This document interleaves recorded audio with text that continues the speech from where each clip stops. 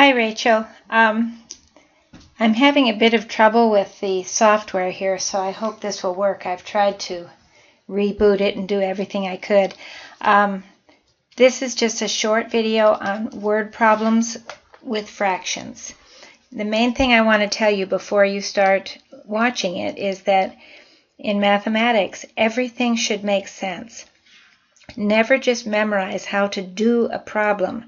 Instead, have it make sense to you, and then everything builds upon itself and math becomes an easy subject for you to learn. I changed the problem that you asked me so we could look at an easier version first. An inchworm traveled 24 feet in, this should be feet here. An inchworm traveled 24 feet in 12 minutes. At that rate, how far does the inchworm travel in 1 minute? Well, I think you could probably just answer that by thinking about it. If he went 24 in 12 minutes, then he had to go 2 feet per minute, didn't he?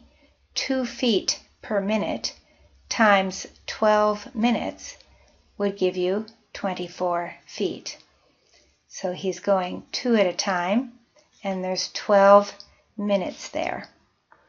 So you could say, 2 feet per minute times 12 minutes gives you 24 feet in 12 minutes. So what did you do there really? You took 24 and you divided it by 12. Or we looked at the fraction 24 over 12 is equal to 2 feet per minute. So what you did there is you divided by 12 or you multiplied by 1/12. Dividing by 12, look at the different ways you can write that. You can think of 12 divided into 24 is 2, or you can think of 24 over 12 is equal to 2,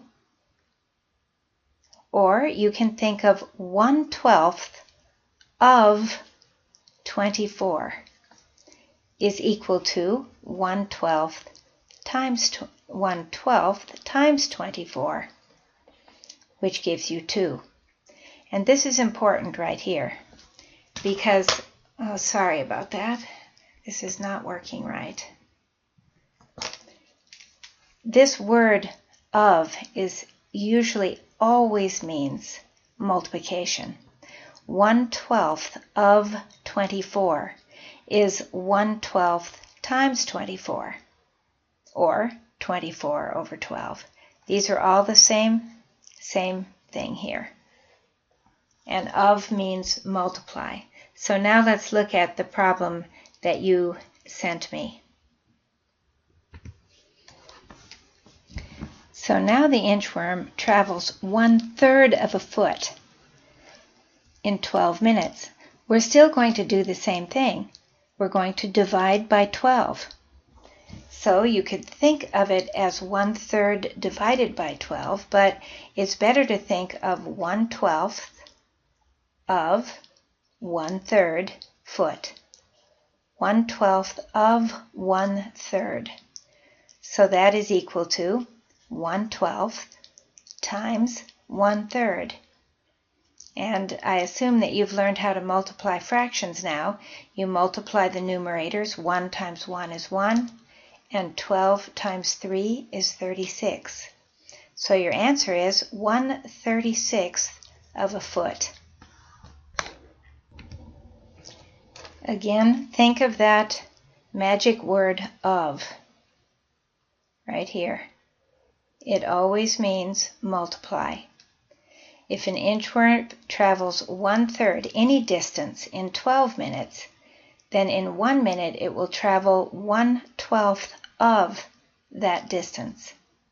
So in our first example, it was 1/12 of 24, which was 2, And here it's 1/12 of 1/3, which is 1/12 times 1/3, or 1/36 is the answer.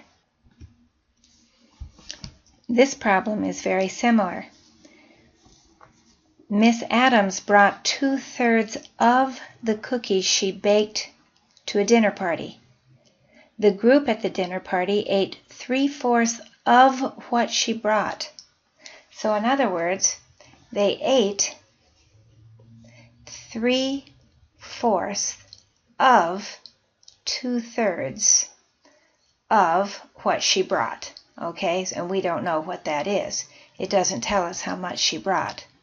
But it does tell us that they ate 3/4 of 2/3, which is 3/4 times 2/3. You multiply the numerators. 3 times 2 is 6, and 4 times 3 is 12, and 6/12 is 1/2. So this is 1/2 of the original batch, and again, we don't know how much she made, but it's 1/2 of the batch that she did make. If we knew how many cookies she made, we would multiply 1/2 times that number of cookies. But we don't know, so the answer to the question is 1/2. 3/4 of 2/3 means multiply. I made up one more problem for you that's just like the one we just looked at. But this is more like a real life problem that you might even think about yourself. There is a sale at Kohl's this weekend. The dress I want is on sale now for 3/4 its original price. But Saturday it will be marked off another 50%. And I don't know if you've had percent yet, but I think you probably know that 50% is 1/2. It will be marked off another 1/2. What fraction of the original price will I pay? Well, I'm going to pay 1/2 of 3/4 of the price, the original price.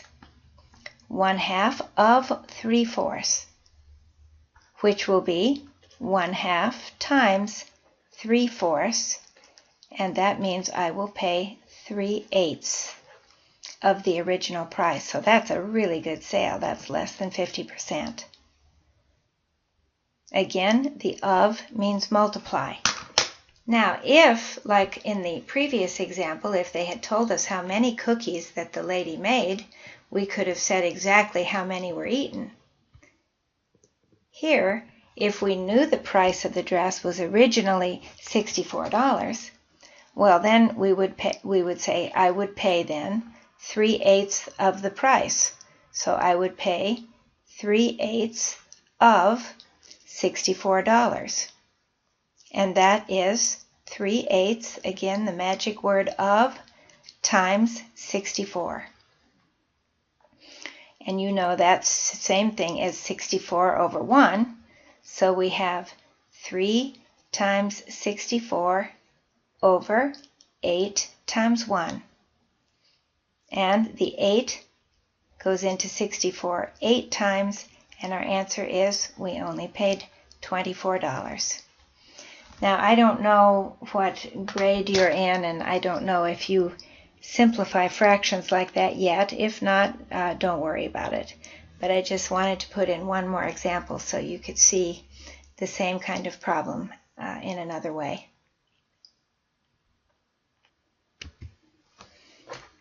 And this problem is a little bit different than the others, but we're using this concept when we do any problems with fractions. Which fraction is equivalent to 5/6? Now, the word equivalent could be replaced with equal. This word here is just a fancy word for saying which of these fractions is equal to 5/6. Well, let's reduce each one. Certainly 6/5 is not the same number as 5/6. 6/5 is a number bigger than 1, and 5/6 is a number less than 1. Now 20 over 24, let's look at that one. 20 over 24. I know that 4 goes into both of these numbers, so I could write 4 times 5 instead of 20, and on the bottom, 4 times 6 is 24. Now I know that you can just cancel those 4's, but let's just see why.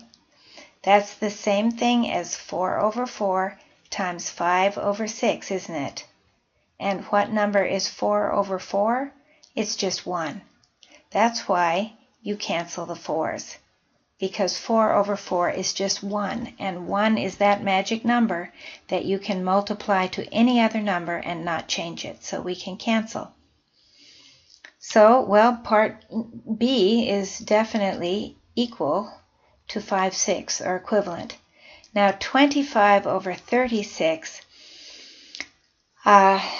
is not going to be equivalent to it. If you look at that number 25 over 36, I can't write 25 and 36 as, like I could write 36 as 6 times 6, but 25 is not 6 times 5. So there's no common factors. There's no common numbers that divide both 25 and 36, so I cannot simplify that fraction. It's already in lowest terms. And let's see, 25 over 26, well, it's the same thing. 25 is 5 times 5.